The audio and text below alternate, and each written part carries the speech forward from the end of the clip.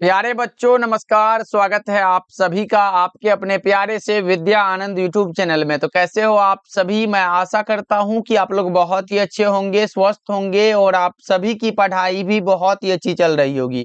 तो बच्चों आज का क्लास आप सभी के लिए बहुत ज्यादा इम्पोर्टेंट है, क्योंकि आज के क्लास में हम लोग पढ़ने वाले हैं 12th क्लास के बायोलॉजी का top 70 most important objective question. और यहाँ से आपके बोर्ड एग्जाम में हर एक बार प्रश्न पूछे जाते हैं। तो बच्चा पार्टी आज के क्लास को बिल्कुल ध्यान से देखिएगा और आज के क्लास में दिए जाने वाले सारे प्रश्नों को आप लोग अच्छे से याद भी करते चलिएगा। ओके, चलिए फिर क्लास को स्टार्ट करते हैं। और पहला नंबर सवाल आपके सामने है, तो सारे बच्चे हमारे साथ आंसर को चैट सेक्शन में लगाते चलिएगा। जिसमें कि पहला नंबर सवाल है, लाइकेन सूचक है। लाइकेन किसका सूचक है? CO2 प्रदूषण का, SO2 प्रदूषण का, CO प्रदूषण का या फिर जल प्रदूषण का? किसका सूचक है? आप लोग चैट सेक्शन में लगाते चलिएगा आंसर को। आपका करेक्ट आंसर हो जाएगा SO2 प्रदूषण का। करेक्ट आंसर आपका ऑप्शन नंबर बी हो जाएगा। बच्चा पार्टी आंसर को लगाना बहुत जरूरी है, जिससे कि आपको पता चलेगा हमें कितना याद है, तो इसलिए आंसर को लगाते चलिएगा। देखिए अब दूसरा नंबर सवाल देखिए पूछा जा रहा है, WHO के द्वारा ध्वनि प्रदूषण का कौन सा मानक सही है? WHO यानी कि वर्ल्ड हेल्थ ऑर्गेनाइजेशन, विश्व स्वास्थ्य संगठन। अब बता दो कौन सा होगा, तो वो 20 से 30 डेसिबल होता है। करेक्ट आंसर आपका ऑप्शन नंबर ए हो जाएगा बच्चों के। चलो जी तीसरा नंबर सवाल देखिए, मात्र 70 ऑब्जेक्टिव होगा इस क्लास में और सारा इंपॉर्टेंट होगा। देखो मोनोकार्बन डाइऑक्साइड यानी कि आप कह सकते हो कार्बन मोनोऑक्साइड एक प्रमुख प्रदूषक है। किसका? जल्दी से बता दो। कार्बन मोनोऑक्साइड जो एक प्रमुख प्रदूषक होता है वो हो जाता है किसका? वो जल्दी से बताओ बच्चा पार्टी। तो वो होता वायु का। सही जवाब ऑप्शन ए हो जाएगा। ओके चलो आगे बढ़ते हैं। फोर्थ नंबर सवाल देखो, अम्लीय वर्षा का पीएच कितना होता है? तो बच्चों हमने क्या बताया था कि जब वर्षा जल का पीएच जो होता है 5.6 से कम होता है तो वो हमारा अम्लीय वर्षा होता है। और अम्लीय वर्षा का पीएच पूछा गया तो 5.6 से क्या होगा? कम हो जाएगा। और आपका करेक्ट आंसर हो जाएगा 4 का करेक्ट आंसर ऑप्शन ए हो जाएगा। चलो आगे बढ़ते हैं। अगला नंबर सवाल देखो, पांचवा नंबर सवाल है, मानस अभ्यारण्य अवस्थित है। मानस अभ्यारण्य कहां अवस्थित है मेरे भाई? ये असम में अवस्थित है। कहां पर है? असम में है। करेक्ट आंसर आपका ऑप्शन ए होगा। बच्चों जितने बच्चे नए नए जुड़ रहे हो सब्सक्राइब करिएगा। डेली क्लास का टाइम हमारा शाम के 6 बजे है और शाम के 8 बजे, इसलिए दोनों क्लास को ज्वाइन भी करिएगा। चलो आगे बढ़ते हैं। 6 नंबर सवाल देखो पूछा जा रहा है, निम्नलिखित में से कौन एक जैव विविधता के स्वस्थानिक संरक्षण की विधि नहीं है? बहुत सारे बच्चे हैं जो नहीं को पढ़ना भूल जाते, एकदम कुछ एकदम लगा दिए और चल दिए वहां से, एकदम गलत हो जाएगा भाई। ये नहीं जो होता है वो वानस्पतिक उद्यान नहीं होता। करेक्ट आंसर आपका ऑप्शन ए हो जाएगा। चलो आगे बढ़ते, जितने भी ये अभ्यारण्य कह सकते हो ये सब क्या होता है? ये सब होता है जो नहीं होता वो वानस्पतिक उद्यान होता है। चलो आगे बढ़ते हैं। 7 नंबर सवाल देखो, गिर राष्ट्रीय उद्यान विख्यात है किसके लिए? गिर राष्ट्रीय उद्यान जो विख्यात होता है बच्चों ये होता है सिंह के लिए। किसके लिए? सिंह के लिए। सिंह मतलब शेर के लिए बच्चों। करेक्ट आंसर भी होगा। ये गुजरात राज्य में अवस्थित है, याद रखोगे, बहुत ज्यादा इंपॉर्टेंट है, जो कि 1965 में इसका स्थापना हुआ था। चलो आगे बढ़ते हैं। 8 नंबर सवाल है, राष्ट्रीय उद्यान में सुरक्षा प्रदान की जाती है किसकी? राष्ट्रीय उद्यान में फ्लोरा और फाउना दोनों की ये की जाती है बच्चों, इसलिए ए और बी दोनों। करेक्ट आंसर आपका ऑप्शन नंबर डी हो जाएगा। क्या होगा 8 नंबर सवाल का जवाब बच्चों? चैट सेक्शन में आंसर रुकना नहीं चाहिए अगर चाहते हो कि ये सारा प्रश्न आपको क्लास में अच्छे से याद हो जाए। तो देखो 9 नंबर सवाल है, विश्व संरक्षण दिवस कब मनाया जाता है? विश्व संरक्षण दिवस जो मनाया जाता है बच्चों वो 28 जुलाई को मनाया जाता है। कब? 28 जुलाई को। 9 नंबर सवाल का जवाब करेक्ट आंसर भी होगा। बच्चों क्लास को जरूर लाइक करते चलना। 10 नंबर सवाल देखो, भारत की जैव विविधता विश्व की कुल जैव विविधता का कितना प्रतिशत है? ये बताओ आप लोग। भारत की जैव विविधता विश्व की कुल जैव विविधता का जो प्रतिशत होता है वो कितना होता है बच्चों? वो हमारा होता है कौन सा?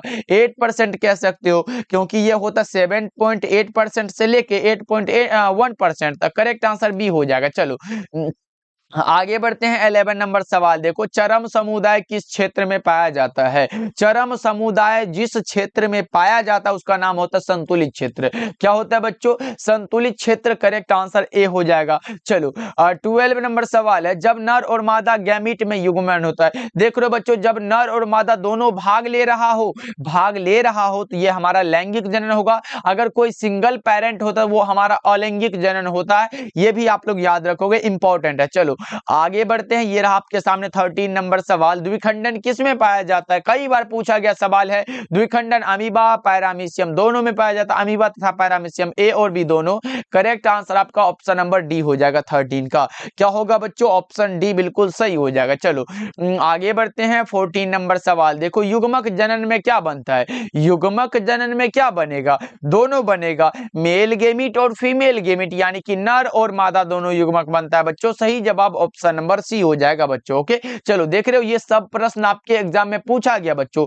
तो मानो हमारे एग्जाम में कुछ इसी प्रकार के प्रश्न पूछे जाएंगे, तो बस याद रखना बच्चों, बहुत ज्यादा इंपॉर्टेंट है। ये हम गारंटी के साथ कह सकते हैं कि हर एक बार 30 से 40% हमारा क्वेश्चन बैंक से ही क्वेश्चन रहता है। देखो इनमें कौन सा भाग द्विगुणित होता है? द्विगुणित मतलब डिप्लॉयड होता है। अब बता दो, ये युग्मनज हमारा जो होता है ये कौन सा होता है? मेल गेमिट और कौन सा? फीमेल, यानी कि मेल और फीमेल दोनों।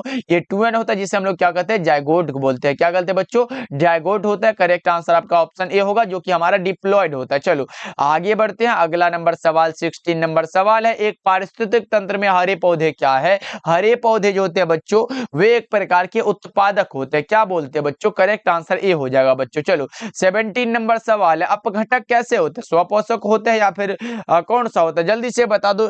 17 नंबर सवाल का जवाब वो हमारा परपोषक होता है बच्चों। याद रखिएगा, जो अन्य पौधे या फिर जीवों से अपना ऊर्जा प्राप्त करे वही क्या होता है? परपोषक होता है। चलो आगे बढ़ते हैं, 18 नंबर सवाल है, मिमिक्री की उपयोगिता किसके लिए होता है? मिमिक्री की उपयोगिता हम संरक्षण के लिए भी करते हैं और प्रीडेशन के लिए भी करते हैं, यानी कि ए और सी दोनों। करेक्ट आंसर आपका ऑप्शन नंबर डी होगा। और बहुत सारे गेस्ट पेपर में हमारा संरक्षण के लिए दिया गया बच्चों, लेकिन प्रीडेशन के लिए भी होता है बच्चों। आपका सही आंसर ऑप्शन नंबर सी होगा, क्योंकि सुरक्षा और शिकार दोनों के लिए होता है। चलो आगे बढ़ते हैं, अगला नंबर सवाल देखो, 19 नंबर सवाल है, जल धारण क्षमता इनमें से किसका गुण होता है? जल धारण क्षमता मृदा का गुण है। करेक्ट आंसर ए होगा, याद रखना आप सब। चलो 20 नंबर सवाल है कि रामदेव मिश्र का नाम किस क्षेत्र में अनुसंधान से जुड़ा है? रामदेव मिश्र का नाम किस क्षेत्र में अनुसंधान से जुड़ा है आपको बताना है, और यह जुड़ा हुआ है पारिस्थितिकी से। करेक्ट आंसर आपका ऑप्शन ए हो जाएगा। चलो 21 नंबर सवाल देखिए, पूछा जा रहा है, जलमग्न पौधे में रंध्र कहां पर होते हैं? अरे भाई, जलमग्न पौधे में कहीं पर रंध्र नहीं होते हैं, यानी कि किसी भी सतह पर नहीं होते बच्चों। आपका correct answer option number C हो जाएगा। 22 नंबर सवाल देखो, एनाट्रोपस बीजांड कैसा होता है? एक बार पूछा गया कि ऊर्जा का पिरामिड कैसा होता है बच्चों। अगर ऊर्जा का पिरामिड पूछे तो ऊर्जा का पिरामिड सदैव क्या होता है? सदैव सीधा होता है, लेकिन एनाट्रोपस बीजांड हमेशा उल्टा होता है। करेक्ट आंसर बी हो जाएगा। चलो आगे बढ़ते हैं, अगला नंबर सवाल देखो, 23 नंबर सवाल है, इनमें किसमें एरिल नहीं पाया जाता? आपको आंसर लगाना है बच्चों, क्या होगा इसका करेक्ट आंसर? जिसमें एरिल नहीं पाया जाता बच्चों, वो बता दो। एरिल क्या होता है? एरिल बीज के चारों ओर का मांसल सा आवरण होता है। अब बता दो कौन सा होगा? एरिल आम में नहीं होता है। करेक्ट आंसर सी हो जाएगा। चलो आगे बढ़ते हैं, 24 नंबर सवाल है, जायगोट से भ्रूण बनने तक की क्रिया को क्या कहते हैं? जायगोट से भ्रूण बन रहा है बच्चों, इस क्रिया को हम लोग एम्ब्रियोजेनी कहते हैं। क्या कहते हैं बच्चों? एम्ब्रियोजेनी। करेक्ट आंसर ए हो जाएगा। चलो 25 नंबर सवाल देखो, पूछा जा रहा है, नर हार्मोन की उत्पत्ति कहां से होती है?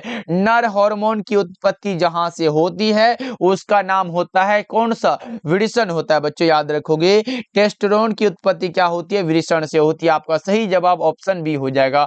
आगे बढ़ते हैं, 26 नंबर सवाल है, नर युग्मक एवं मादा युग्मक के संयोजन से क्या बनता है? नर युग्मक और मादा युग्मक हमने बताया ना बच्चों, जायगोट बनता है। करेक्ट आंसर डी हो जाएगा। और ये क्या होता है? ये डिप्लॉयड स्ट्रक्चर का होता है, याद रखोगे। करेक्ट आंसर डी हो जाएगा। चलो आगे बढ़ते हैं, 27 नंबर सवाल देखो, अब मानव में क्या होता है? मानव में आंतरिक निषेचन होगा ना भाई, मानव में होता है आंतरिक निषेचन, इंटरनल फर्टिलाइजेशन। चलो आगे बढ़ते हैं, अगला नंबर सवाल 28 नंबर सवाल है, गोल्डन राइस यानी कि सुनहरा धान में कौन सा विटामिन को स्थानांतरित किया गया है? वो हो जाता है हमारा vitamin A. Correct answer A हो जाएगा। चलो 29 नंबर सवाल देखो, पूछा पूछा जा रहा है बीटी जीन का उपयोग कर किस फसल को पीरक प्रतिरोधी बनाया गया है। कौन सा होता है? कपास का फसल होता है क्या बच्चों? कौन सा होगा? 29 का कपास होता है, टमाटर भी तो होता है और मक्का भी होता है, इसलिए कह सकते हो इनमें से सभी। ऐसे हम कपास इसलिए लिख दिए क्योंकि बहुत सारे गेस्ट पेपर में इतना रहता है, लेकिन अगर रिलेटेड भी प्रश्न आया ना बच्चों, देखो बीटी जीन का उपयोग कर जिस फसल को पीरक प्रतिरोधी बनाया गया है वो टमाटर भी होता, मक्का, इनमें से सभी। करेक्ट आंसर आपका डी होगा बच्चों, याद रखना ये तीनों में से कोई अगर आ जाता है आप लोग लगा के आओगे, करेक्ट हो जाएगा। चलो आगे बढ़ते हैं। 30 नंबर सवाल है, संकरण की पहचान किसके द्वारा होती है? संकरण की पहचान जिसके द्वारा होती है वो होता है ऑटो रेडियोग्राफी। करेक्ट आंसर भी हो जाएगा।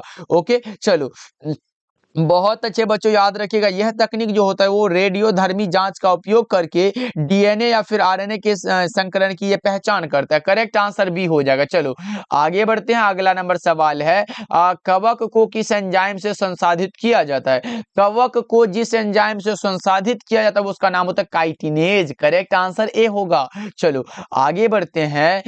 32 नंबर सवाल है, निम्नलिखित में कौन जैव उर्वरक होता है? जैव उर्वरक होता है साइनोबैक्टीरिया होता है, माइकोराइजा होता है, सहजीवी जीवाणु होता है। तो क्या कहेंगे सर? ऑप्शन डी बिल्कुल सही आंसर हो जाएगा 32 का। चलो आगे बढ़ते हैं। 33 नंबर सवाल देखो पूछा जा रहा है, पनीर में विशेष प्रकार की सुगंधी किससे आती है? पनीर में जो विशेष प्रकार की सुगंधी होती है वो जीवाणु से होती है बच्चों। सही जवाब ऑप्शन सी हो जाएगा। चलो आगे बढ़ते हैं। 34 नंबर सवाल देखो, नीलहरित शैवाल किस खेत के लिए उपयोगी जैव उर्वरक होता है? नीलहरित शैवाल किस खेत के लिए उपयोगी जैव उर्वरक है? चावल। करेक्ट आंसर सी हो जाएगा। चलो आगे बढ़ते हैं। 35 नंबर सवाल है, मिट्टी को उपजाऊ बनाने में कौन सहायक होता है? मिट्टी को उपजाऊ बनाने में जो सहायक होता है उसका नाम होता है जैविक खाद। अब बता दो एक बार चैट सेक्शन में, जैविक खाद का मुख्य स्रोत कौन सा होता है? तो बच्चों याद रखोगे जैविक खाद का मुख्य स्रोत, यहाँ पे याद रख लो, जैविक खाद का मुख्य स्रोत जीवाणु होता है। याद रहेगा ना बच्चों, ये ऑब्जेक्टिव में पूछेगा, जैविक खाद्य का मुख्य स्रोत क्या है? जीवाणु हो जाएगा। चलो आगे बढ़ते हैं। 36 नंबर सवाल है, कवक एवं उच्च कुल के पौधों की जड़ों के बीच बनने वाले सहजीवी संबंध को क्या कहते हैं? क्या कहते हैं भाई ये बता दो। उसे हम लोग कहते हैं माइकोराइजा। क्या कहते हैं बच्चों? माइकोराइजा। करेक्ट आंसर भी होगा। और 37 नंबर सवाल देखे तो है, इडली एवं डोसा का आटा किस सूक्ष्म जीव के प्रयोग से बनाया जाता है? तो वो होता है हमारा लैक्टोबैसिलस। करेक्ट आंसर भी होगा, याद रखोगे। करेक्ट आंसर भी होगा बच्चों के, ये जीवाणु होता है। चलो आगे बढ़ते, अगला नंबर सवाल है 38 नंबर सवाल, जल्दी से बता दो क्या होगा इसका करेक्ट आंसर। पूसा शुभ्रा एक किस्म है। पूसा शुभ्रा यह किसका किस्म है ये बता दो। ये किस्म है फूलगोभी का। किसका है बच्चों? फूलगोभी का। याद रखना। 39 नंबर सवाल की ओर बढ़े तो हमारे सामने ऐसा प्रश्न आया है, उच्च पैदावार एवं रोगी प्रतिरोधी सोनालिका एवं कल्याण सोना किसकी किस्में है? ये हमने क्या बताया बच्चों? कल्याण सोना के बारे में हमने बताया था और सोनालिका के बारे में हमने बताया था। देखो कल्याण सोना ऐसे हम कई बार बता चुके हैं, तो अगर हमारा देखो एक ही ऑप्शन में तो ये हमारा दोनों सेम हो जाएगा, सोनालिका और कल्याण सोना जो होता है। जिसका किस्म होता है उसका नाम होता है गेहूं। किसका किस्म है बच्चों? गेहूं। करेक्ट आंसर भी हो जाएगा। ओके, ऐसे सोनेरा 64 भी आए, वो भी हमारा क्या होता है? वो भी हमारा ये गेहूं का ही किस्म है। चलो आगे बढ़ते हैं। 40 नंबर सवाल है, प्रत्येक जीवित पादप कोशिका से पूर्ण पौधा बनता है। इस गुण को हम लोग टोटीपोटेंसी कहते हैं। क्या कहते हैं बच्चों?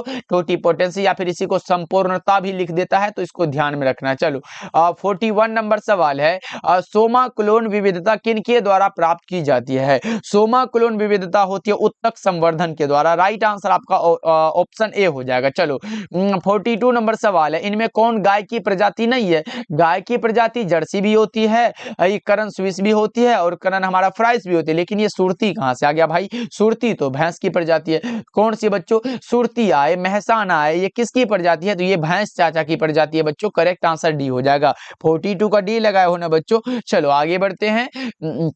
43 नंबर सवाल है, मेहसाना तथा सुरती किसकी प्रजाति है? अभी तो जस्ट हमने बताया भैंस की प्रजाति है भाई, भैंस चाचा की प्रजाति है। करेक्ट आंसर भी हो जाएगा। चलो आगे बढ़ते हैं। 64 नंबर सवाल है, क्षय रोग का संक्रमण मुख्यतः किसके द्वारा होता है? क्षय रोग का संक्रमण जिसके द्वारा होता है उसका नाम होता है किसके द्वारा? हवा के द्वारा बच्चों। करेक्ट आंसर ये होगा, जिसे आप लोग क्या कहते हैं? ट्यूबरकुलोसिस भी बोलते हो। चलो आगे बढ़ते हैं। अगला नंबर सवाल देखो, 45 नंबर सवाल सवाल है, यौन संचारित रोग कौन कौन सा होता है? हम लोगों ने तो पढ़ा यौन संचारित रोग, जैसे गोनोरिया हुआ, सिफिलिस हुआ, हेपेटाइटिस बी हुआ, हर्पीस हुआ, यही सब तो होता है। इसीलिए आप कहोगे इसमें हमें गोनोरिया दिख रहा है बच्चों, करेक्ट आंसर सी होगा, यही एक यौन संचारित रोग है। चलो आगे बढ़ते हैं, अगला नंबर सवाल देखो, 46 नंबर सवाल है, ऐसे पदार्थ जिनके प्रति प्रतिरक्षा अनुक्रिया होती है उससे क्या कहते हैं? एलर्जन कहते हैं। क्या कहते हैं बच्चा पार्टी? एलर्जन कहते हैं। आपका सही जवाब ए हो जाएगा। 47 नंबर सवाल है, बी लिम्फोसाइट कहां पर उत्पन्न होता है, कहां पर इसका निर्माण होता है? देखो बच्चों, अगर आपके सामने टी लिम्फोसाइट रहे या फिर बी लिम्फोसाइट रहे, ये दोनों जो उत्पन्न होता है ये कहां पर उत्पन्न होता है? ये अस्थि मज्जा में होता है। कहां पर बच्चों? अस्थि मज्जा में, याद रखोगे, इंपॉर्टेंट है। करेक्ट आंसर आपका क्या होगा? ऑप्शन ए हो जाएगा। चलो आगे बढ़ते हैं, ये रहा 48 नंबर सवाल, मेमोरी कोशिका का निर्माण किनके द्वारा होता है? मेमोरी कोशिका का निर्माण जिसके द्वारा होता है वो आप बताओगे, उसका नाम होता है लिम्फोसाइट। एक होता है बी लिम्फोसाइट, दूसरा टी लिम्फोसाइट। चलो आगे बढ़ते हैं, 49 नंबर सवाल है, प्रागैतिहासिक गुफा चित्रों की रचना कब हुई थी? 18,000 वर्ष पहले। कहां दिया गया है? देख रहे हो ना, सही जवाब ए हो जाएगा 49 का। ओके बच्चों, चलो आगे बढ़ते हैं, नेक्स्ट नंबर सवाल देखो, 50 नंबर सवाल है, जावा कपी मानव की कपाल क्षमता 900 सीसी। करेक्ट आंसर ये होगा 50 का बच्चों। चलो आगे बढ़ते हैं, ये रहा आपके सामने 51 नंबर सवाल है, अत्यधिक अल्कोहल लेने से, ये बहुत ज्यादा इंपॉर्टेंट है, इसको याद रखोगे। अत्यधिक अल्कोहल लेने से शरीर का जो अंग सबसे ज्यादा प्रभावित होता है उसका नाम होता है लीवर। कौन सा बच्चों? यकृत। करेक्ट आंसर बी हो जाएगा। चलो आगे बढ़ते हैं, 52 नंबर सवाल है, विश्व स्वास्थ्य दिवस हर वर्ष कब मनाया जाता है? किस दिन को मनाया जाता है ये पूछा गया आप लोगों से, और आप बता रहे हो सर ये 7 अप्रैल को मनाते हैं, तो करेक्ट आंसर हमारा बी हो जाएगा। चलो आगे बढ़ते हैं, 53 नंबर सवाल है, ओन्कोजीन इनमें से किसके लिए उत्तरदायी होता है? ओन्कोजीन जिसके लिए उत्तरदायी होता है उसका नाम होता है कैंसर। कौन सा बच्चों? कैंसर। करेक्ट आंसर ए हो जाएगा। चलो आगे बढ़ते हैं, अगला नंबर सवाल 54 नंबर सवाल है, जीवाश्म सामान्यतः किसमें पाए जाते हैं? तलछटी चट्टानों में। करेक्ट आंसर सी हो जाएगा। चलो नेक्स्ट नंबर सवाल को देखते हैं, 55 नंबर सवाल है, केंद्रक प्रतिरोपण तकनीक की खोज किसके द्वारा की गई थी? केंद्रक प्रतिरोपण तकनीक की खोज जो किया गया वो ब्रिग्स साहब के द्वारा। किसके द्वारा बच्चों? ब्रिग्स के द्वारा। करेक्ट आंसर सी हो जाएगा बच्चों। चलो आगे बढ़ते हैं, 56 नंबर सवाल है, न्यूक्लिक अम्ल किसका पॉलीमर होता है? न्यूक्लिक अम्ल जिसका पॉलीमर है वो किसका होता है ये बताओ जल्दी से फटाफट से। ओके, न्यूक्लियोटाइड का होता है। करेक्ट आंसर आपका ए होगा। 57 नंबर सवाल है आपके सामने, बता दो कॉपर टी का कार्य क्या होता है? कॉपर टी का कार्य है फर्टिलाइजेशन को रोक देना। फर्टिलाइजेशन मतलब निषेचन। करेक्ट आंसर सी होगा बच्चों 57 का। चलो आगे बढ़ते हैं, 58 नंबर सवाल पूछा जा रहा है, क्या है? गर्भ निरोध गोली में प्रोजेस्टेरोन यानी कि मौजूद जो प्रोजेस्टेरोन होता है ये किस कार्य के लिए होता है? अंडोत्सर्ग को रोकने के लिए। करेक्ट आंसर बी हो जाएगा। चलो 59 नंबर सवाल है, निम्नलिखित में कौन गर्भाशय के स्तर में प्रत्यारोपित होता है? निम्नलिखित में कौन सा ऐसा है जो गर्भाशय के स्तर में प्रत्यारोपित होता है? मोरुला है, गैस्ट्रुला है, युग्मनज है या फिर ब्लास्टोसिस्ट है? तो हमें लगता है सर ये ब्लास्टोसिस्ट। करेक्ट आंसर डी हो जाएगा। चलो आगे बढ़ते हैं, 60 नंबर सवाल देखो, निम्न में कौन सी अगुणित संरचना है? अगुणित संरचना मतलब हैप्लॉइड पूछा गया है, और युग्मक के बारे में हम जानते हैं सर ये हैप्लॉइड होता है क्योंकि ये कोई एक होता है। अगर युग्मक में बात करें, अगर मेल गेमिट हो तो यानी कि नर युग्मक हो तो एन होगा, फिर उसके बाद अगर मादा युग्मक भी हो तो यानी कि यह हैप्लॉइड होता है, यानी कि सही जवाब ऑप्शन सी हो जाएगा बच्चों। चलो आगे बढ़ते हैं, अगला नंबर सवाल देखो, 61 नंबर सवाल है, एक स्वस्थ महिला के पूरे जीवन काल में उत्पन्न कुल अंडों की संख्या 400 है। चलो आगे बढ़ते हैं, अगला नंबर सवाल देखो, 62 नंबर सवाल है, वीर्य को किसमें हिमीकृत किया जाता है? बहुत ज्यादा इंपॉर्टेंट है बच्चों। वीर्य को जिसमें हिमीकृत किया जाता है उसका नाम होता है तरल नाइट्रोजन। किसमें बच्चों? तरल नाइट्रोजन में। करेक्ट आंसर ए हो जाएगा। चलो निम्नलिखित में किसका बीज चोल नहीं खाया जाता है? निम्नलिखित में कौन है जिसका बीज चोल एकदम खाइबे नहीं किया जाता है बच्चों? जल्दी से बता दो। 63 का वो सेब होता है। कौन सा बच्चों? सेब। करेक्ट आंसर डी हो जाएगा। ओके बच्चों, याद रहेगा ना, बहुत ज्यादा इंपॉर्टेंट है। अब बोलो सर सेब का क्या खाते हैं? तो सेब का हम लोग खाते हैं क्या? पुष्पासन खाते हैं। क्या खाते हैं सर? यहाँ पे लिख सकते हो पुष्पासन खाते हैं सर। करेक्ट आंसर कौन सा होगा? डी हो जाएगा, याद रखिएगा। चलो आगे बढ़ते हैं, अगला नंबर सवाल देखो, ये रहा आपके सामने 64 नंबर नंबर सवाल है, परागकण मुख्यतः क्या होता है? परागकण क्या हो सकता है बच्चों? परागकण हमारा कौन सा होगा? नर युग्मक होगा। करेक्ट आंसर सी हो जाएगा इसका। क्या लगा रहे हो भाई? सी वाला ऑप्शन बिल्कुल सही हो जाएगा। चलो आगे बढ़ते हैं। 65 नंबर सवाल है, गुरु बीजाणु मातृ कोशिका से क्या बनता है? गुरु बीजाणु मातृ कोशिका से जिसका निर्माण होता है वो कौन सा होता है? गुरु बीजाणु निर्माण होता है क्या बच्चों? आपका करेक्ट आंसर 65 का सी हो जाएगा। चलो आगे बढ़ते हैं। अगला नंबर सवाल देखो, ये रहा मादा जंतु जिसमें मध्य चक्र होता है। देखो मध्य चक्र एक होता है हमारा मध्य चक्र और दूसरा होता है ऋतुस्राव चक्र। अगर मध्य चक्र के लिए पूछे बच्चों तो नन प्राइमेट्स स्तनधारियों में मध्य चक्र होता है। नन प्राइमेट कौन कौन से भाई? गाय हुआ, भैंस हुआ, बकरी हुआ, ये सब होता है। यानी कि इसमें देखो मनुष्य और बंदर तो होगा नहीं, गाय भैंस कह सकते हो, बकरी हुआ, इसके बाद कह सकते हो क्या कह सकते हो भाई? बंदर, या मतलब बंदर तो इसमें आ जाता है, गाय भैंस बकरी कुत्ता ये सब हो जाता है। करेक्ट आंसर आपका डी हो जाएगा। लेकिन बच्चों अगर पूछे ऋतुस्राव चक्र, क्या पूछेगा आपसे? मेंस्ट्रुअल साइकिल किसमें होता है? मनुष्य हुआ, बंदर हुआ, चिंपैंजी हुआ, ये सब में होता है। लेकिन हमसे मध्य चक्र पूछा, करेक्ट आंसर डी वाला एकदम 100% करेक्ट है बच्चों। चलो आगे बढ़ते हैं। अगला नंबर सवाल देखो, 67 नंबर सवाल है, प्याज में प्रवर्धन होता है किसके द्वारा? प्याज में जिसके द्वारा प्रवर्धन होता है उसका नाम है बल्ब के द्वारा। चलो आगे बढ़ते हैं। 68 नंबर सवाल है, निम्न में कौन द्विगुणित संरचना? द्विगुणित यानी कि डिप्लॉयड, डिप्लॉयड स्ट्रक्चर कौन सा होता है? अंडाणु, भ्रूणपोष, युग्मनज या फिर इनमें से सभी? इनमें से कोई नहीं। क्या होगा 68 का करेक्ट आंसर? और हमने क्या बताया? युग्मनज। करेक्ट आंसर सी हो जाएगा। ओके बच्चों चलो आगे बढ़ते हैं। देखो अगर बात करें अंडाणु, तो अंडाणु हमारा हैप्लॉयड होता है। लेकिन अब भ्रूणपोष क्या होता है? भ्रूणपोष हमारा ट्रिप्लॉयड होता है बच्चों, ये 3n स्ट्रक्चर का होता है। तो ये हमारा द्विगुणित पूछा गया ना, करेक्ट आंसर 2n वाला ये सी हो जाएगा। चलो आगे बढ़ते हैं। अगला नंबर सवाल देखो, 69 नंबर सवाल है, आगरा स्थित विश्व प्रसिद्ध ताजमहल को किस गैस से खतरा है? कौन सा गैस है भाई? तो वो गैस होता है SO2। करेक्ट आंसर सी हो जाएगा। याद रखना आप लोग, बहुत ज्यादा इंपॉर्टेंट है। और 70 नंबर सवाल आज के क्लास का लास्ट सवाल है, आम की लगभग कितनी स्पीसीज भारतवर्ष में मिलती है? जल्दी से बताओ, आम की लगभग कितनी स्पीसीज है जो भारतवर्ष में मिलती है? तो कह सकते हो कि 1000 से अधिक है। करेक्ट आंसर डी हो जाएगा बच्चों।